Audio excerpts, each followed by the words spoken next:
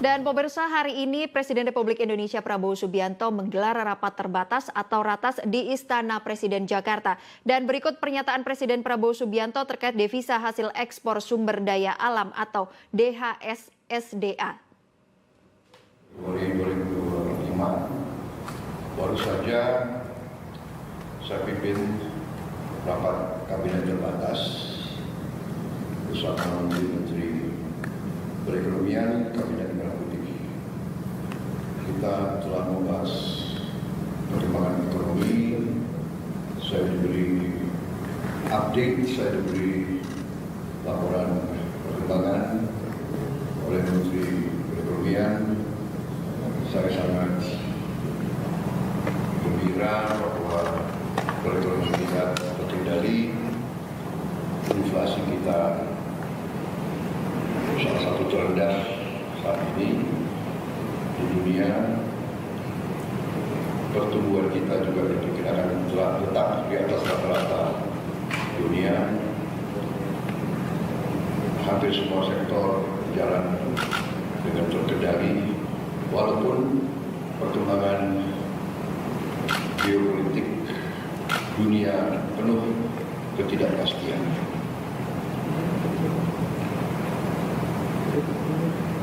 Namun ketahanan ekonomi kita cukup tangguh. Masih banyak tantangan, masih banyak kesulitan, tapi kita mampu mengendalikan. Di bulan-bulan akan datang kita akan lihat semakin kuatnya perkembangan ekonomi kita. Terutama hari ini kita ambil keputusan tentang devisa hasil ekspor. Pertama hari ini kita ambil keputusan tentang devisa hasil ekspor sumber daya alam kita. Pemanfaatan sumber daya alam Indonesia harus dioptimalkan untuk kemakmuran bangsa dan rakyat, baik melalui pembiayaan pembangunan, perputaran uang di dalam negeri, peningkatan cadangan devisa, stabilitas nilai tukar. Selama ini dana devisa hasil ekspor kita, terutama dari sumber daya alam, banyak disimpan di luar negeri, di bank-bank luar negeri. Dalam rangka memperkuat dan memperbesar dampak dari pengelolaan devisa hasil ekspor sumber daya alam, maka pemerintah menetapkan peraturan pemerintah nomor 8 tahun 2025, di mana pokok substansinya adalah sebagai berikut. Pertama, pemerintah menetapkan bahwa kewajiban penempatan devisa hasil ekspor sumber daya alam dalam sistem keuangan Indonesia akan ditingkatkan menjadi 100% dengan jangka waktu 12 bulan sejak penempatan dalam rekening khusus DHSSDA di dalam bank-bank nasional. Ketentuan ini berlaku untuk sektor pertambangan kecuali minyak dan gas bumi, perkebunan, kehutanan, dan perikanan. Untuk sektor minyak dan gas bumi dikecualikan dengan tetap mengacu pada ketentuan PP nomor 36 tahun 2023.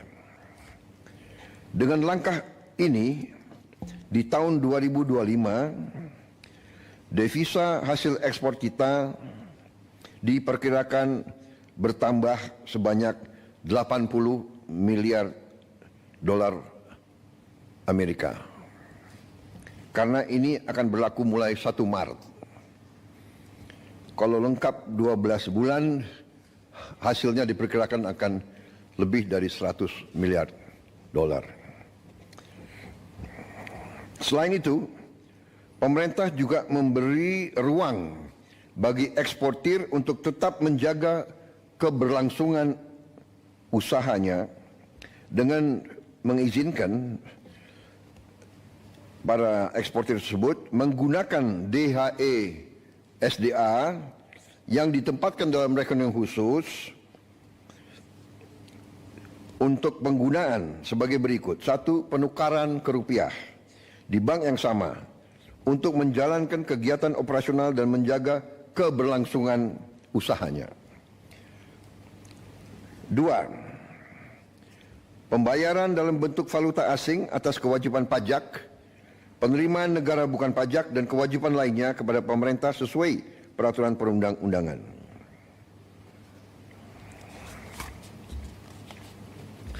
3. Pembayaran dividen dalam bentuk valuta asing. 4. Pembayaran untuk pengadaan barang dan jasa berupa bahan baku, bahan penolong atau barang modal yang belum tersedia, tidak tersedia, tersedia namun hanya sebagian, tersedia tapi spesifikasinya tidak memenuhi di dalam negeri dalam bentuk valuta asing. 5. Pembayaran kembali atas pinjaman untuk pengadaan barang modal dalam bentuk valuta asing. Selanjutnya, dalam pasal ini telah diatur pula penerapan sanksi administratif berupa penangguhan atas pelayanan ekspor bagi yang tidak melaksanakan peraturan pemerintah ini. Selanjutnya, pengaturan kewajiban penempatan DHE SDA terhadap komoditas sektor pertambangan minyak dan gas bumi tetap mengacu kepada PP nomor 36 tahun 2023. Ketentuan masa berlaku ditetapkan pada tanggal 1 Maret 2025. Dan selanjutnya, pemerintah akan terus menerapkan kebijakan-kebijakan strategis untuk mendorong pertumbuhan ekonomi kita. Saudara-saudara sekalian, dalam kuartal pertama tahun ini, kebijakan-kebijakan yang mendorong pertumbuhan ekonomi, pertama, hasil kebijakan kenaikan OMP 2024.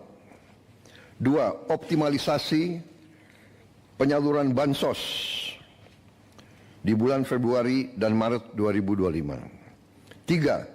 Pencairan THR bagi ASN dan pekerja swasta di bulan Maret 2025. 4. Stimulus pada bulan Ramadan, yaitu A. Diskon harga tiket pesawat, B. Diskon tarif tol, C. Program diskon belanja, D. Program pariwisata mudik lebaran, E. Stabilitas harga pangan. 5. Paket stimulus ekonomi. A. Diskon tarif listrik, B. PPN DTP pembelian properti dan otomotif, C. PPN BM DTP otomotif, electronic vehicle dan hibrida, D. Subsidi pajak DTP motor listrik, E. PPH DTP sektor padat karya. 6. Optimalisasi program makan bergizi gratis. 7. Optimalisasi penyaluran KUR. 8. Panen padi terrealisasi secara optimal, di mana sudah ada laporan bahwa produksi beras kita meningkat secara signifikan.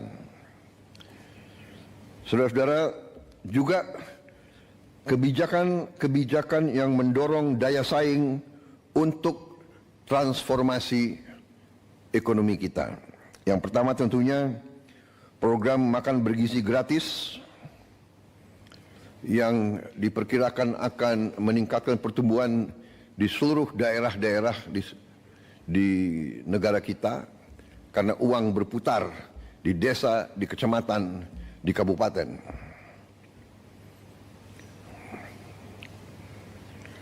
2. Program ketahanan pangan dan energi berjalan terus. 3. Optimalisasi pengelolaan BUMN kita melalui konsolidasi ke dalam suatu dana investasi nasional ya, yang akan kita launching tanggal 24 Februari yang akan datang, yaitu Danantara. Ya. Danantara adalah konsolidasi semua kekuatan ekonomi kita yang ada di pengelolaan BUMN. Itu nanti akan dikelola dan kita beri nama Danantara, Daya Anagata Nusantara. Daya artinya energi, kekuatan, Anagata masa depan, Nusantara tanah air kita. Jadi artinya Danantara ini kekuatan ekonomi, dana investasi yang merupakan energi, kekuatan masa depan Indonesia. Kekayaan negara dikelola, dihemat untuk anak dan cucu kita. 4. Kebijakan FLPP untuk melaksanakan program 3 juta rumah murah. Pengendalian inflasi. 5. Pembangunan kawasan industri dan KEK. 7. Revisi PP 5 tahun 2021 untuk kemudahan berusaha. 8. Keberlanjutan tax holiday dan tax allowance untuk menjaga iklim investasi. 9. Tadi yang sudah kita umumkan kebijakan tentang DHE SDA. 10. Kita akan bentuk bank emas. Jadi selama ini kita tidak punya bank untuk emas kita. Tidak ada di Indonesia.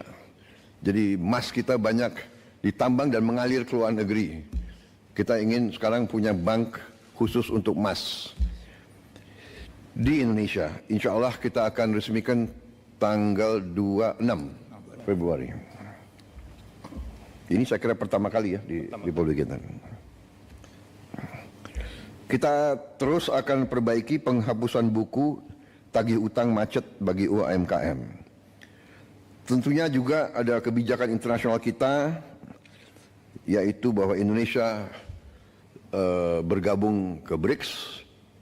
Sudah dinyatakan bahwa kita diterima di BRICS. Ya, ini sedang prosesnya, transisinya sedang berjalan. Kita juga akan menyelesaikan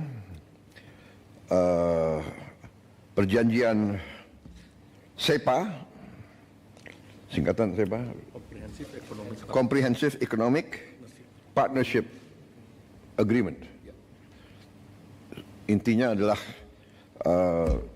semacam free trade, ya, free trade area, saling menurunkan tarif bagi barang-barang kedua pihak. Kemudian kita juga menjalankan terus pendaftaran kita ke OECD. Yang terakhir kita juga ingin secepatnya menyelesaikan kerjasama Indonesia kita, Indonesia, Uni Eropa, SEPA juga, Comprehensive Economic Partnership Agreement. Jadi saudara-saudara, demikian hasil daripada ratas hari ini. Padahal ini adalah pekerjaan berminggu-minggu yang dilaksanakan oleh Menko dan semua menteri, dan kita bahas sebetulnya sudah berkali-kali, tapi hari ini kita rangkumkan dan kita putuskan, dan sudah saya tanda tangan peraturan pemerintah tersebut nomor 8 tahun 2025, dan hari ini kita umumkan ke publik. Saya kira demikian, saudara-saudara. Kita bersyukur kita bisa memberi yang terbaik kepada bangsa dan rakyat. Kesulitan pasti ada, hambatan pasti ada, tantangan pasti ada, tapi dengan kerjasama yang baik di antara semua pihak dengan niat yang tulus, dengan orientasi kita hanya kepada kepentingan bangsa dan rakyat, dan berpegang teguh kepada Undang-Undang Dasar 1945, insya Allah kita akan mencapai keberhasilan. Kita akan menjadi semakin kuat di bulan-bulan dan tahun-tahun mendatang. Terima kasih. Wassalamualaikum warahmatullahi wabarakatuh. Salam sejahtera bagi kita sekalian. Om Santi Santi Santi Om. Namo Buddhaya. Selesai.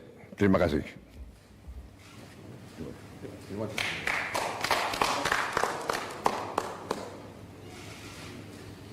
Thank you, sir. Thank you, sir. Terima kasih.